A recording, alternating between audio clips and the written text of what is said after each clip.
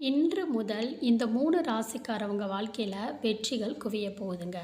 அந்த 3 ராசிக்காரவங்க யாரு? அந்த ராசிக்காரவங்க அவங்களுடைய நேரத்த எந்த முறையில பயன்படுத்தி அவங்க வாழ்க்கையில முன்னேறலாம் அப்படிங்கிறத பத்தியான தகவல்கள இந்த பதிவுல நான் உங்களுக்கு சொல்லியிருக்கேன்.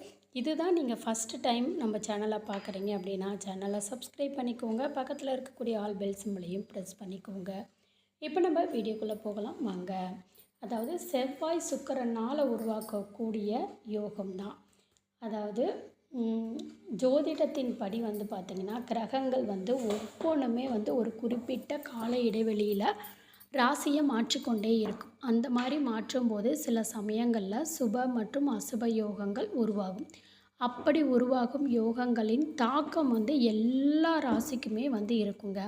அந்த வகையில் கிரகங்களோட தளபதியாக கருதப்படக்கூடியதாக செவ்வாய் மிதுன ராசியில் பயணித்து வராரு. அதே சமயம் அசுரர்களோட குருவாக கருதப்படும் சுக்கிரன் தனுசு ராசியில் பயணித்து வராரு. இதனால் இவ்விரு கிரகங்களின் நிலையோட நவம்பர் வந்து 14ஆம் தேதி வந்து, அதாவது இன்னைக்கு மதியம் வந்து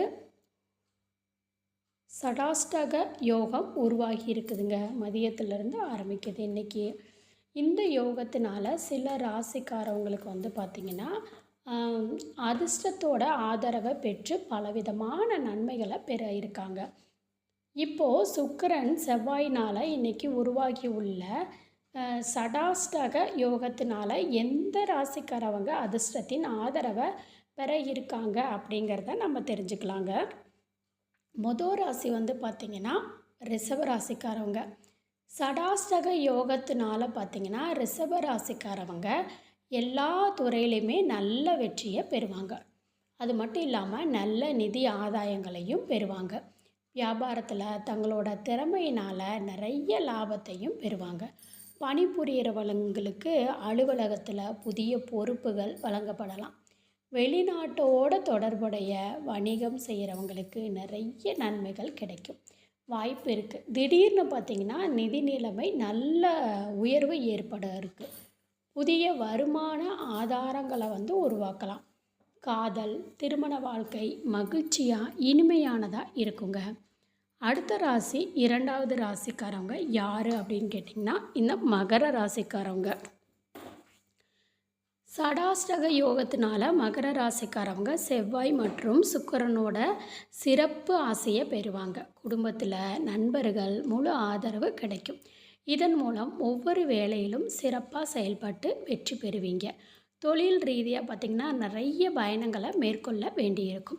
வியாபாரிகள் வந்து அதிக லாபத்தை பெறக்கூடும். திடீர் நிதி ஆதாயங்கள் கிடைக்கும். இதனால் நிதி நிலைமையில் நல்ல உயர்வு ஏற்படும். காதல் வாழ்க்கை உங்களுக்கு மகிழ்ச்சியாக இருக்கும். காதல் பண்ணிகிட்ருக்கீங்க அப்படின்னா உங்களுடைய காதல் நிறைவேறக்கூடிய காலகட்டமாக இது இருக்குங்க. அடுத்தது மூணாவது ராசிக்காரவங்க யாருன்னு பார்த்தீங்கன்னா கன்னி ராசிக்காரவங்க. இந்த சடாஷ்டக யோகத்தினால அதிர்ஷ்டத்தோட முழு ஆதரவையும் வந்து பெறுவாங்க. இவங்களுக்கு முழு பலன்களும் கிடைக்கும். நீண்ட நாட்களாக நிலுவையில் இருந்த வேலை வெற்றிகரமாக முடிவடையும். பரம்பரை சொத்துக்கள்னால திடீர் நிதி ஆதாயங்கள் கிடைக்கும் வாய்ப்பு இருக்குது. முக்கியமாக நீண்ட நாட்களாக செய்து வந்த கடின உழைப்புக்கான பலன் இன்னைக்கு முதல் கிடைக்குங்க. குடும்பத்தாரோட மகிழ்ச்சியான வாழ்க்கையை வாழ்வீங்க. சிலருக்கு புதிய வேலை வாய்ப்புகள் தேடி வரும். வேலை தொடர்பான நிறைய பயணங்கள் மேற்கொள்ள வேண்டியிருக்கும். வியாபாரிகள் நிறைய லாபத்தை பெறுவாங்க. வழக்கத்தை விட நிதி நிலையில் திடீர் உயர்வு கூட ஏற்படும். ஆரோக்கியம் சிறப்பாக இருக்கும் நாள் இது அப்படின்னு சொல்லலாங்க. இந்த பதிவு உங்களுக்கு பிடிச்சிருந்துச்சுன்னா வீடியோவை லைக் பண்ணிக்கோங்க. சேனலை சப்ஸ்கிரைப் பண்ணிக்கோங்க. நன்றி.